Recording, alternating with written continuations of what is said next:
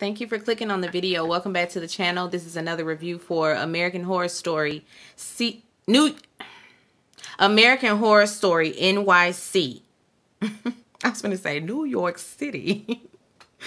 Season 11, episode 4, Blackout. Gino is screaming for his life in the drawer until he passes out. Patrick, still on the hunt, is looking for his man. He sees Mr. Whiteley and waves at him. Mr. Whiteley's like, "Hey, girl." from the end of the hallway, he just waves at Patrick, and of course Patrick runs after him, but he don't catch him. I said, this man is stealth and agile. He's just getting away from y'all. Just getting away. Patrick thinks, stops and thinks, I'm a detective. Let me put the detective hat on. Okay, so he came from this direction. He was coming from downstairs. Let me go on down here, down to floor B. And Patrick goes down there, retraces his steps. It leads him all the way downstairs. Patrick is just screaming Gino's name. And of course, Gino is not answering because he done passed out. He already got icicles on his eyebrows. I said, damn, he turned it all the way down. 0. Below 0. He opens the door, of course, just in time to find Gino in the drawer, and he saves his life.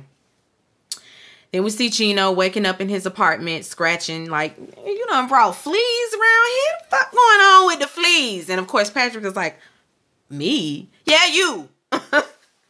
Yeah, you. Gino, I don't know why Gino just won't leave Patrick. It just seems like he's so sick of him and full of and tired of his mess. He just seems so sick and tired. Gino heads to work. He and Adam, they're going over, the story or whatever, and Adam still trying to remain anonymous. Like, he ain't really trying to be all in it. And he's going to have to put it all out there if he wants to, be taken serious, or if he wants anybody to buy into what he's trying to say. He got to put in some details. Gino drops by a bathhouse, and Kathy, she's holding auditions. And she's holding auditions, and this I feel like this was a drag queen. So this drag queen was up on the stage, on the mic. I mean, listen, singing her tunes. Kathy hires her on the spot, honestly, and Gino is standing back there listening, and she's kind of curt and short with him. But Gino is like, I don't like the fact that the last victim was killed, from leaving here. And nobody better than I, not even you. Like, you ain't never around here saying nothing. And people are going missing from your place of business. He figures, I think the people need to know how little you care. And Gino continues to threaten her, and to tell everybody about her. If she doesn't, step up and help, or, at least let him put flyers up, at least put a word out there or something. She just takes their money, but doesn't want to help with the cause. And the guilt trip kind of works because she lets her guard down a little bit, and they sit down and have a drink. And she starts to give him a little bit of history, on the fact that she is an ally. She is someone that takes pride in being an ally and being somebody that is a safe space for the community, so let's not. She been down since Pride began. He wants her to say something on the record, and she says, that there's a change, there's a change, and it's starting to scare her, the fact that she got to call the ambulance every month. And then she got to put in favors for an ambulance to even come, for the police to even come. So it ain't really been easy. And she says, you know what? You can quote me on this, though. I am a businesswoman. I am a concerned business owner. And I want the police to do something about the people just going missing and dying around here. Do more. Help us. Gino gets it all down. Patrick and his partner, they arrive at an apartment complex, and it's really out of their jurisdiction. But they were called, and while they're walking up, the guy that was from the highbrow, the one that noticed Patrick was a police officer. He's being walked out in cuffs for murder. You know, he's pleading with them. Believe me, I didn't do that. I would never do that to him. And before they go inside the apartment, another officer comes out and is like, listen, take as many breaths as you can, because listen, you're going to need it. You're going to need it for this scene. It gets worse from here. They go inside, and it's the guy that was waiting on the train with the funny haircut. It's him. It's him. He dead. He dead, laying in the bed. Patrick recognizes him, of course, and he got rashes. You know, he got that rash all over his body. It's that coupled with the fact that he's decaying rapidly. I guess because it's so hot. They can see that blunt force trauma is probably the cause of death. They think the man that they took out is the one that did it, because they found him, you know, like on hugging the body, you know, just grieving basically. And so they're just gonna assume, oh, you was here when we found him, so it must be you. Just shoddy police work. The chief just wants, you know, it's just one more dead guy. It must have been a lover's quarrel, something like that. Sir, you ain't gonna do no investigating. None. You just gonna try to come up with your little hypothesis right here, and that's what we going with. Anyway, Patrick admits to knowing the guy, you know, and it's like, I know him. I met him before. Excuse me. I don't think he would have done that. And they like, oh, well, since you're speaking for him, since you're speaking for him, you know, what else you got to say? But Patrick, of course, assures them that it's not him. They're gonna have to find somebody else, because he's not their guy. They gotta let him go. Sam gets home, and before he leaves, well, when he leaves, he ends up calling Gino to tell Gino that they had found somebody else. Okay, Sam, he gets home to find Theo in the living room. You know, Theo tells him about the fire, whatever, and Sam pretends to care, and then now he kissing all on him, and I just want to see if I can taste him on you. Like, he pushed him off like, what? Okay, now we done took this too far. This little arrangement has just gone way too far. Like, you can't treat me like that, like a piece of ass you keep hostage for 2 days.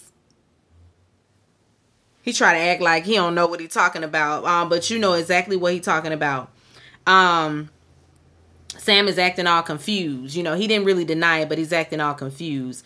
And because he's like, I thought that you agreed to the terms of this relationship. You know, like, I thought we could go out and smash whoever we wanted to smash. And Theo's like, yeah, that's cool and all, but now it's getting a little bit too dark on your end. I'm hearing about you in these streets. I don't like that. It's some weird stuff going on. And I keep hearing your name. And Sam kind of grabs him by the neck, you know. And Theo is like, listen, you scaring me. Can you please unhand me? Can't be doing that, because Sam's whole thing is like, how dare you even think that I would be out here killing people? You think that about me? Me? How could you say that? Theo looking at him like, I don't know what you would do. I don't put it past you, sir. I just really don't know about you these days. Theo kind of looks at the phone, and Sam, you know, takes it and picks it up, and it's like, okay, go ahead. You don't call 911 on me? Okay, go ahead. Go ahead. And of course, he starts talking to him about all the stuff he's done for him, all the stuff he's going to take away from him if he decides to call 911. And Theo stand there and listen, and then take that phone and dials 911. He hang up, of course, when the operator answers, but they're done. They're done. He just leaves. Gino and Adam, they're back at the job, and Gino, he's doing a story on Hans. That was the man's name. Hans is the guy that was found dead. Adam knows him too, because, you know, he was at the party as well. And Gino tells him that he was found alone in his apartment with all these contusions all over him. And Gino just gets pissed off just thinking about it. He's just mad just thinking about it. And Adam is telling him to calm down, but he can't calm down. He says they're just picking us off left and right. Like, why doesn't anybody care? Why isn't every gay man in this city scared? What's going on? Adam is like, I care. Like, calm down. I care. And Gina's like, yeah, right. Yeah, right. You ain't gonna step up. Why you won't step up and do nothing then? Talking about you care. Why you not treating this like it's an emergency? Once you're dead, you're dead. And that's too late. Adam is walking down the block, and somebody is watching him from their rearview mirror, and they watch him all the way till he gets to his building. And when he gets to his building, Theo is outside waiting on him. Theo tells him that, you know, I can't stop thinking about you. You were right about Sam. I just went on ahead and dumped him. And do y'all recognize Theo from Pose? Theo was the one that died of AIDS. The one, I feel like he hung out with, he was brought in by the Mercedes clique, Mercedes, and what was her man's name? Poppy and all them. I think he was with them. And he died like in the first season. But I think that's him. Anyway, Theo out there waiting. And you know, he tells him that he broke up with Sam, and Adam invites him, you know, up. Would you like to come up for some water? Some water. They get up there and smash, of course. You know, that they don't even get in the door good. That's so TV. That is so TV to be kissing from the foyer to the kitchen to the bedroom to the floor, back up off the floor, all that. That's a lot. They don't even lay up post coitus long because Theo got to get up out of there. He said, I got to go. Adam, he gets up and checks his answering machine, and there's a message from somebody just breathing on the phone. And then he gets a call from his friend Morris. Morris like, come on out. The niggas is out. Come outside. We outside. Is you coming? I know that your lights just went out. Oh, that's another thing. There's a blackout going on around the whole place. So everybody's lights keep going out. Everybody's power keeps going out. And friend is inviting him to a blackout party. Patrick, he gets called into the chief's He gets called into the chief's office. He upset, you know, about the press. You know, Gino out there putting out the truth, and he upset. He's like, how he getting information he shouldn't have. He's getting, you know, sensitive information, and so somebody around here is spilling tea, leaking it all.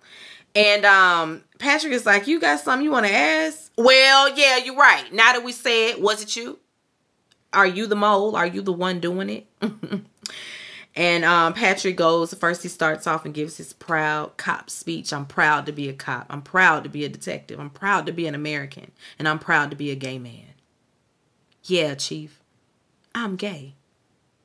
There. And before he, you know, after his little speech, the power goes out. The chief, you know, sends him on his way, basically like dismisses him. I feel like the chief gay too. Anyway, Barb, she shows up at Gino and Patrick's house talking about she worried that Patrick is involved in some stuff. She said, I think he wrapped up in something bad.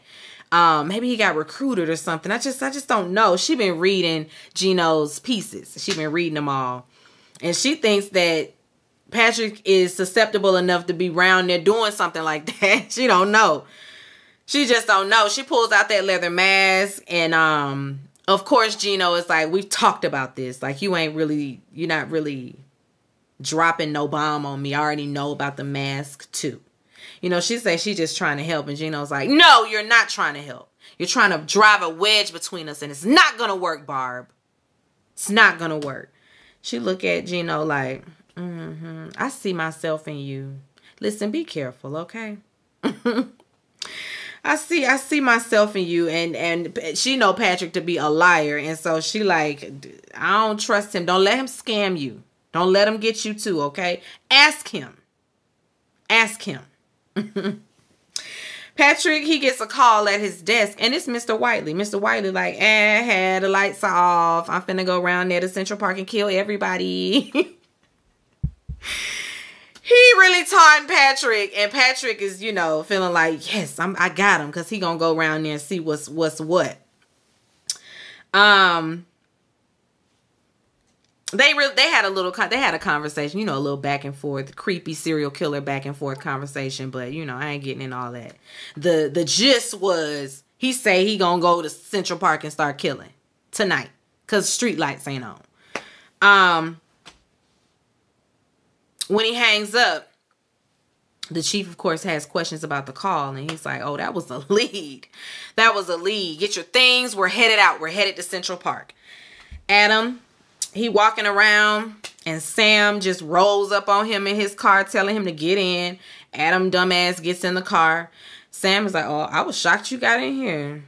I was shocked you got in here, but I mean, you ain't got to worry about nothing. I'm going to drop you off to wherever you was going after our little chat. Basically, leave my man alone.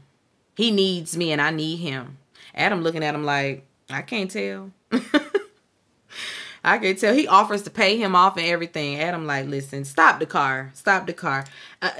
Theo, you know, Sam tells him that Theo is going to get bored of him and he'll be back and all that. Whatever. Whatever, Sam. Theo say he done with your ass. So just let it go. Patrick, he's out by the payphone. And Big Daddy comes swinging this spike ball and chain and swinging it, you know, at his direction. And Patrick calls for backup like immediately. And when Patrick like gets out his gun and shoots at Big Daddy ain't even there no more. Again, it's an omen. He ain't there. His partner coming out there like, I heard gunshots. What the heck happened? Patrick like, you didn't see him?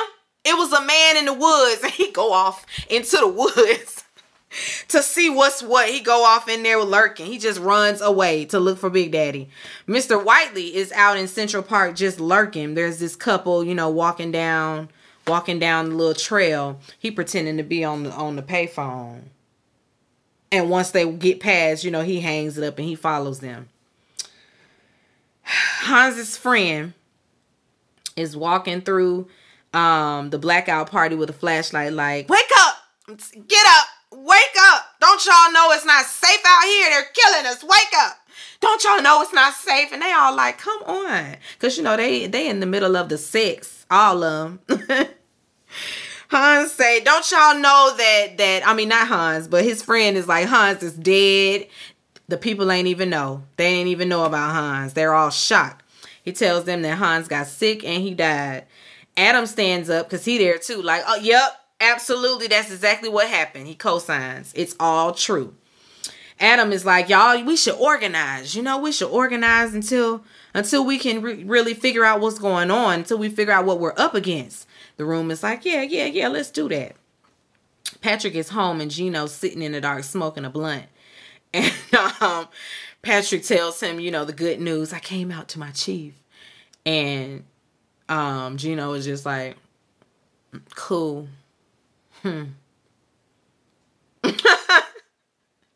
Of course,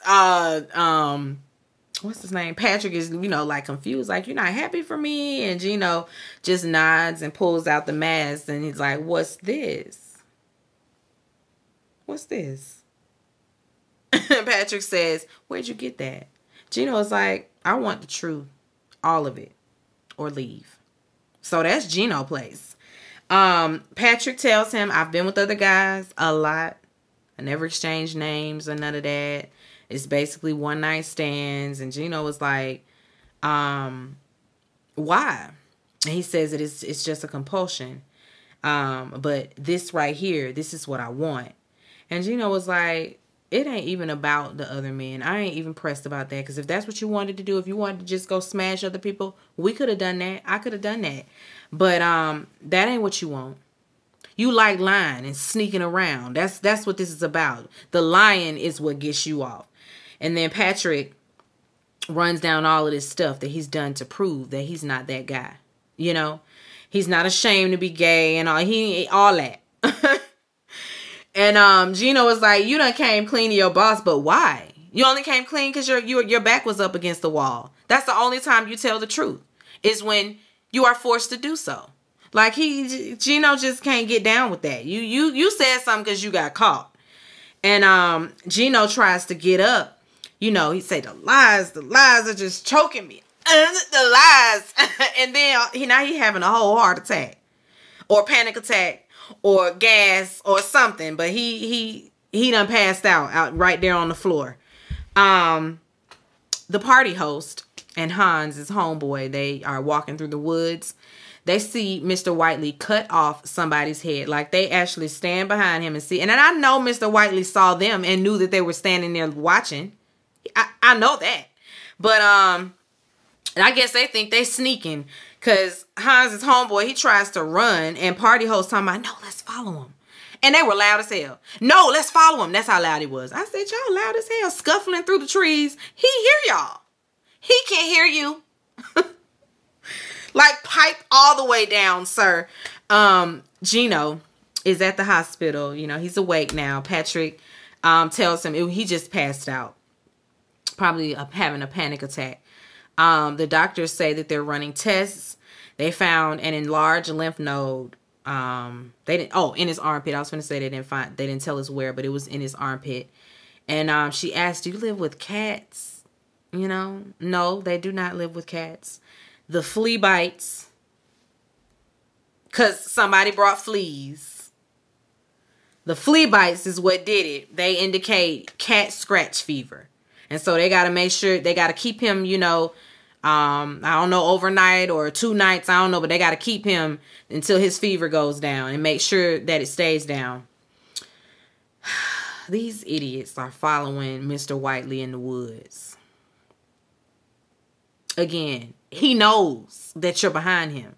He's leading you right to where he want to lead you to. Party host all ballsy, you know, he following him, and he followed him all the way inside. And he say, I want to watch and see what apartment he goes in. So let's go inside. Mr. Whiteley ends up, here you go. Holds the door for him. He think he gonna sneak in behind him, and Mr. Whiteley know you behind him. Anyway, they get on the elevator with him and everything. And while they're on the elevator, the power goes out. And so Mr. Whiteley, I'll light a match.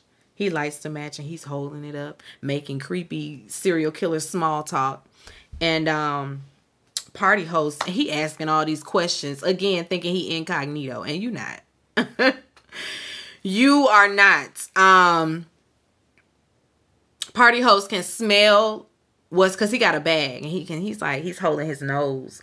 And he's like, oh, that's my meat you're smelling. It's cheaper. I buy it expired, maybe a couple of days expired. It's cheaper and it's not bad. And then he says, you know what? I lied. I lied to you. I hate to lie, especially since you already know what's in my bag. Then he pull out a knife and it's giving Norman Bates because the lights start flashing. And that's where it ends. I said, here we go. Here we go. Here we go. Here we go. He finna tear them folk up in that elevator. So when it come back, either they fought him off, the elevator opened just in time. I don't know, but it's looking like Hans's friend and party planner are finna die. That's what y'all dumbasses get for following that man, thinking he didn't know. Y'all standing 2 feet away from him. He done cut off somebody's head. You react and everything. Of course he saw you. Of course he heard you trying to scurry through the woods behind him. What did you think he thought it was? A squirrel? Sometimes it's just... Anyway, that was it. Be sure to rate, comment, and subscribe to the channel. This Call Me Busby, and I'll chat with you later. Peace and light.